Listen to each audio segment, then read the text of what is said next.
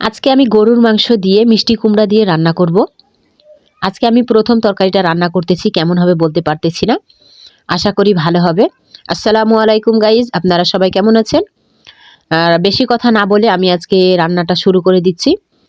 মশলাগুলো আমি প্রথমে বেটে নিয়েছিলাম, আদা রসুন একসাথে। এরপর আমি মিষ্টি কুমড়াটা কেটে ধুয়ে নিয়েছিলাম আর গরুর মাংস নিয়েছিলাম 1 কেজি।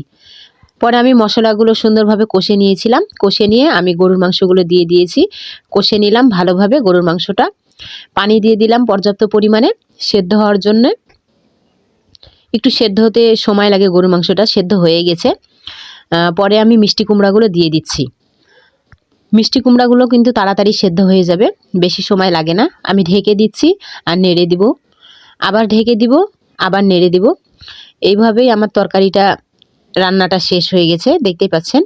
উপরে আমি কয়টা শুধু কাঁচামরিচ দিয়ে দিচ্ছি, মানে এটা একটু মুখের স্বাদের জন্য একটু ভালো